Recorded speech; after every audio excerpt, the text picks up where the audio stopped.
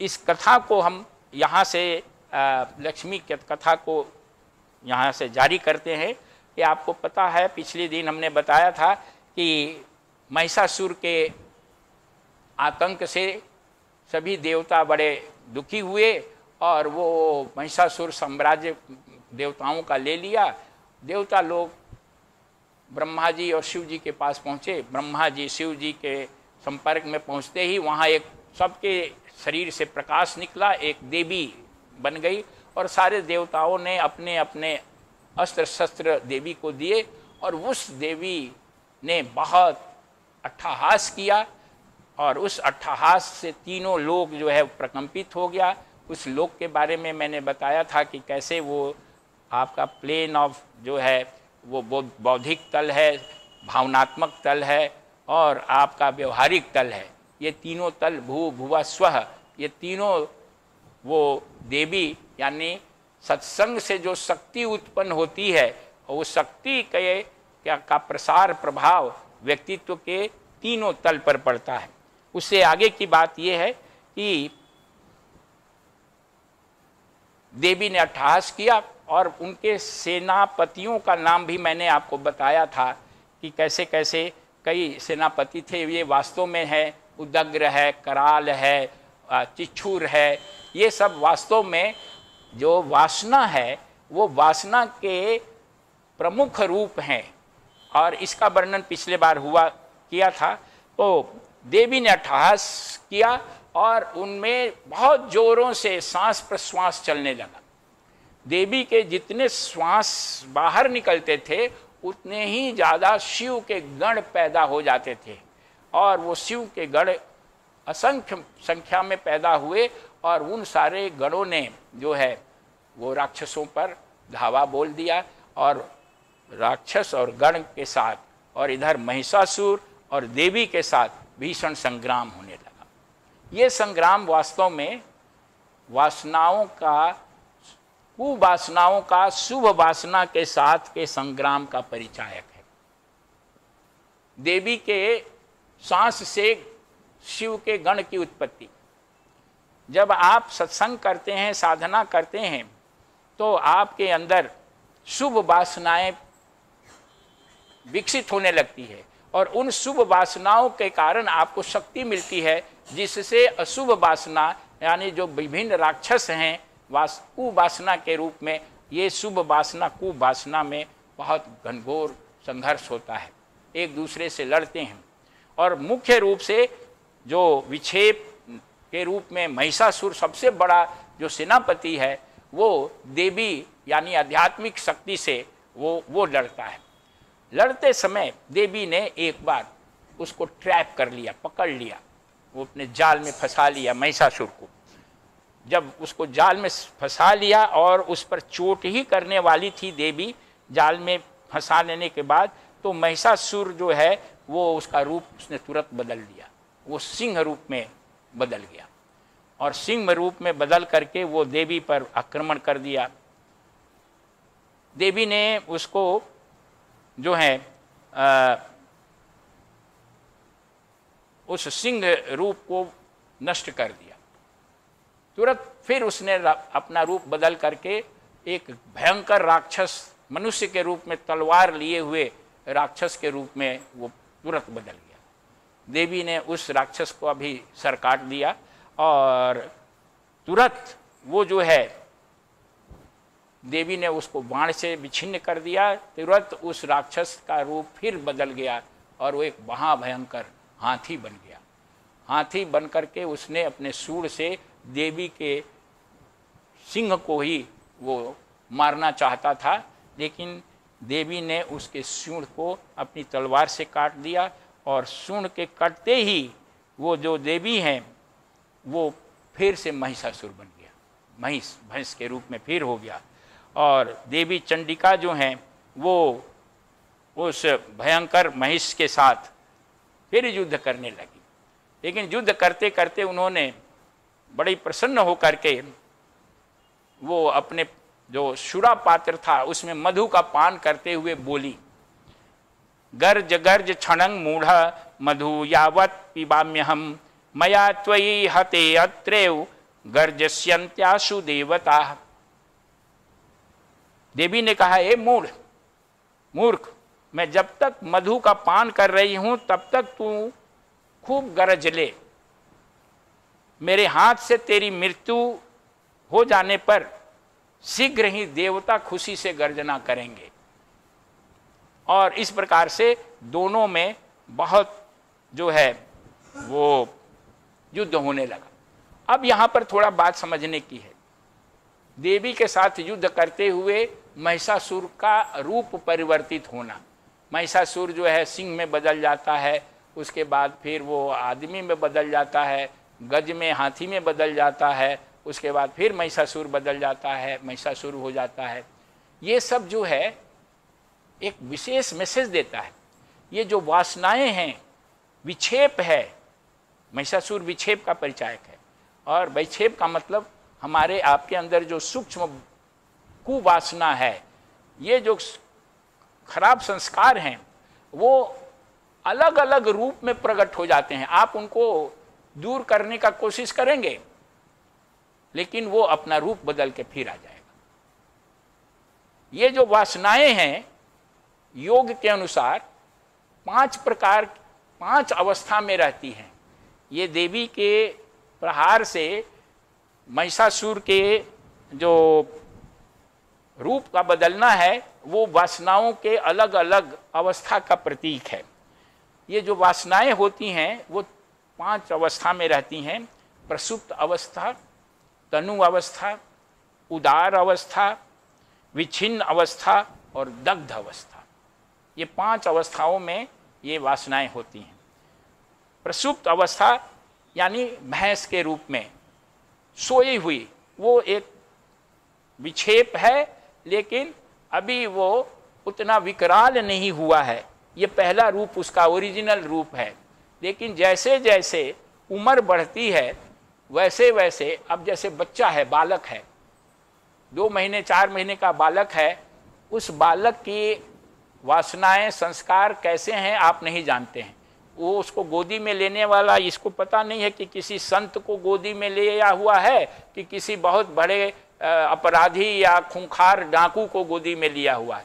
वो बच्चा 2 महीने का वैसा ही होता है। सब बच्चा, संत भी वैसा ही होगा, और डाकू का अगर वो शिशु होगा तो वैसा ही होगा। तो इसको कहते हैं प्रसुप्त अवस्था, छुपा हुआ अवस्था। दूसरी अवस्था जो होती है वो तनु अवस्था होती है। तनु का अवस्था का मतलब होता है वो साधक में अवस्था होती है, जो उसके तनु माने डाइल्यूटेड, वो अवस्था में वो साधना करके अपनी वासनाओं को थोड़ा हल्का कर देता है। ये साधकों में होती है।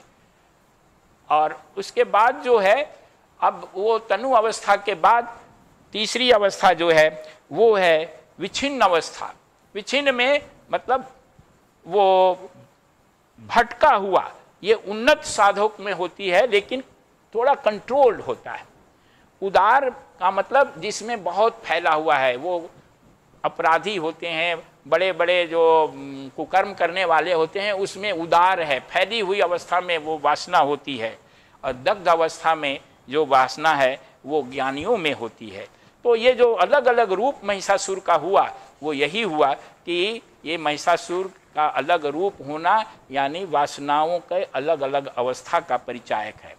और ऐसा कह के जब लास्ट में महिषासुर बनता है, तो देवी जो हैं उसके महिषासुर के पांव पर, पीठ पर अपना पांव रखती हैं और उसके गले में अपने भाला से वो संहार करती हैं।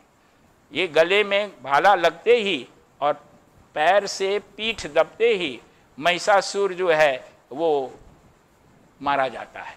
और ये महिषासुर मरने से पहले वो फिर रूप बदलना चाहता था, लेकिन देवी ने आधा उसका रूप निकला हुआ था, आधा अभी नहीं बदला था। उसी समय जो है देवी ने उसको वध कर दिया, उसे नष्ट कर दिया। इस प्रकार से देवी द्वारा महिषासुर का वध करने का ये भी प्रतीक एक अर्थ लेना है कि देवी ने अपने चरण से उसकी पीठ को दबाया और अपने भाले से उसकी गर्दन पर वार किया। चरण जो है वो भक्ति योग का प्रतीक है। भक्ति योग में चरण वंदना बहुत की जाती है। देवी के चरण पड़ते ही वो जो महिषासुर यानी जो विक्षेप है, भक्ति के द्वारा विक्षेप दब जाता है, कंट्रोल में आता है और ज्ञान के द्वारा वो मारा जाता है। यानी जो भाला है गर्दन में जो मारी थी देवी, वो भाला जो है वो ज्ञान का परिचायक है। यानी विक्षेप को दूर करने के लिए भक्ति और ज्ञान का दोनों का सम्यक प्रयास करना पड़ता है, तब वो विक्षेप समाप्त होता है। महिषासुर के मरते ही असुरों में हाहाकार मच गया और सब इधर उधर भागने लगे और भागते हुए देवी के डर से किसी के पैर कटे, किसी के हाथ कटे, किसी की मृत्यु हुई और जो बाकी बचे थे वो सब खत्म हो गए। यानी जब विक्षेप खत्म हो जाता है तो संस्कार जो है, संस्कार यानी ये जो राक्षस बचे हुए हैं वो सब भाग जाते हैं। जो कुसंस्कार है, जो वासनाएं हैं, वो वासनाएं निर्मूल हो जाती हैं। तो वासना ज्ञान के रास्ते में 3 अवस्थाओं में वासना को कंट्रोल किया जाता है। पहली अवस्था जो वासना की होती है उसको हम लोग पहले वासना को, कुवासना को सुवासना में बदलते हैं, प्रतिस्थापित करते हैं। संस्कार को, कुसंस्कार को अच्छे संस्कार में प्रतिस्थापित करते हैं। उसके बाद जो है शुभ संस्कार जब चारों तरफ हो जाता है चित्त में, तब जो है वासना क्षय हो जाती है और शुभ संस्कार से भी ऊपर हो जाता है व्यक्ति, और तब उसे जो है आत्मज्ञान होता है। तो महिषासुर की समाप्ति विक्षेप की समाप्ति का परिचायक है। इसके बाद देवताओं ने बहुत उत्सव मनाना शुरू किया और उसका नाम, उसको संग्राम महोत्सव कहा जाता है। स्तुति की देवी की, दृश्य अप्सराएं नृत्य करने लगी, देव वो संत महात्मा जो हैं वो तरह तरह से देवी का स्तवन करने लगे, पुष्प वर्षा होने लगी। ये एक संग्राम महोत्सव कहा गया। संग्राम महोत्सव का मतलब संग्राम, राम के साथ अगर आप रहेंगे, संग्राम, राम के साथ यानी ईश्वर के साथ यदि हम व्यवहारिक जीवन जीते समय ईश्वर के साथ हम चलते हैं, यानी ईश्वर को अपने जीवन में धारण करते हैं, तो हमें विजय होगी, हमेशा हमें उत्सव ही मिलती रहेगी। और इस विजय से हमें जो है श्रद्धा बढ़ती है, वीर्य आता है हमारे अंदर, हमारी स्मृति होती है, समाधि और प्रज्ञा। श्रद्धा, वीर्य, स्मृति, समाधि और प्रज्ञा, ये 5 स्टेज में व्यक्ति के अंदर उत्सव मनता है। जब विक्षेप खत्म हो जाता है तो साधक में श्रद्धा विकसित होती है। श्रद्धा का मतलब होता है कि वो परमात्मा के प्रति दृढ़ विश्वास उत्पन्न हो जाता है। वीर्य का मतलब उसमें शक्ति आ जाती है, और वो शक्ति क्या है कि उसमें विषम परिस्थिति में भी दृढ़ता बनाए रखने की क्षमता आ जाती है। स्मृति का अर्थ होता है कि आध्यात्मिक स्वरूप का ज्ञान हो जाता है, याद हो जाता है कि मैं वास्तव में शरीर नहीं, मैं वास्तव में आत्मा हूँ। ये स्मृति आ जाती है। जो अभी भूल गया है जीव, वो स्मृति उस संग्राम महोत्सव के बाद विक्षेप के समाप्ति से ही आती है। समाधि यानी मन जो है अंतर्मुखी होने लगता है, और मन की अंतर्मुखी होने का परिणाम ये होता है कि जीवन का जो लक्ष्य है, प्रज्ञा उसमें उत्पन्न होती है, ज्ञान उत्पन्न होता है। यानी जीवन को देखने की जो दृष्टि है वो बदल जाती है। आम व्यक्ति जिस दृष्टि से जीवन को देखता है, साधक या आत्मज्ञानी संत उस दृष्टि से साधक को संसार को नहीं देखता है। इस प्रकार से देवी जो हैं अनेक प्रकार के अस्त्र शस्त्रों का प्रहार करके, यानी अनेक प्रकार के गुणों को विकसित करके साधक अपने जीवन को जो है विक्षेप रहित करता है। और अस्त्र शस्त्र, यहाँ भी थोड़ा सा देवी ने जो अस्त्र शस्त्र का यूज किया है उसको समझ लेने की जरूरत है। अस्त्र, त्र दोनों में है, अस्त्र, सहस्त्र, त्र मतलब 3। अस्त्र में यानी जो संसार की जो त्रिपुटी है, तीन जो है उसको नकारने वाला, दृष्टा, दृश्य और दर्शन, ये संसार की त्रिपुटी है। देखने वाला एक है, एक संसार दिख रहा है वो है, और देखने वाला दिखे हुए संसार के साथ जब इंटरैक्ट करता है, उसमें व्यवहार करता है तो उसको अनुभव होता है, इसको दर्शन कहते हैं। तो ये जो त्रिपुटी है वो त्रिपुटी नहीं है, नेति नेति, ये नहीं, ये नहीं, ये नहीं, इस तरह से इसको नकारना, वो है अस्त्र। और शस्त्र का मतलब कि जो त्रिपुटी को शुद्ध करे, यानी दृष्टा, दृश्य और दर्शन, ये जो अलग अलग दिखते हैं उन सबों में केवल एक ही सत्ता है, ऐसी दृष्टि उत्पन्न कर लेना शस्त्र है। वही परमात्मा एकमात्र दृष्टा है, दृष्टि है और दर्शन भी है। तो इस प्रकार से व्यक्ति की जो ऊंचाई है वो दूसरे अवरोध यानी विक्षेप के समाप्त होने के बाद वो व्यक्ति ऊंची अवस्था में चला जाता है। आज यहीं पर हम लोग इस कथा को विराम देते हैं। अभी इसके बाद अपने अपने स्थान पर आप बैठ जाएं, मानसिक रूप से देवी लक्ष्मी का ध्यान करें, जो कमल के सिंहासन पर बैठी हैं, लाल वस्त्र है और उनके हाथों में अनेक प्रकार के अस्त्र शस्त्र हैं, और महालक्ष्मी को ध्यान में रखते हुए उनसे दैवी संपत्ति की कामना करते हुए उनका ध्यान करें। ओम महालक्ष्म्यै नमः, ओम श्री महालक्ष्म्यै नमः, ओम श्री महालक्ष्म्यै नमः।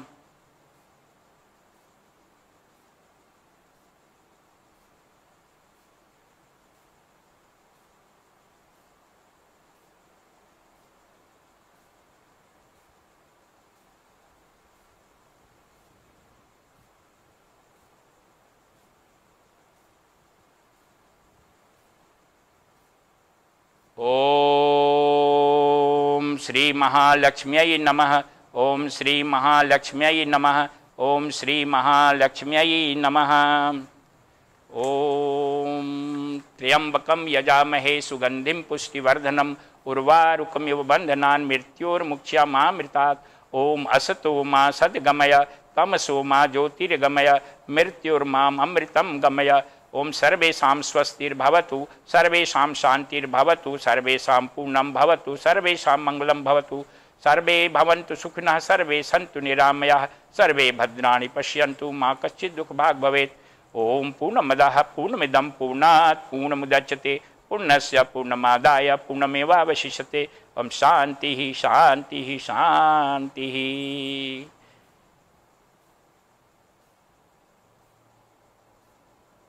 माता लक्ष्मी की अनंत कृपा आप सबों को प्राप्त हो। आप सभी इसी जीवन में शक्ति, भक्ति और मुक्ति को प्राप्त करें और आवागमन के चक्र से हमेशा हमेशा के लिए मुक्त हो जाएं। आप सबों को अपनी ओर से, आश्रम की ओर से हार्दिक आभार और धन्यवाद। परमात्मा से यही प्रार्थना है कि आपकी ये लगन लगी रहे और आप सत्संग में आते रहें। ओम शांति शांति शांति।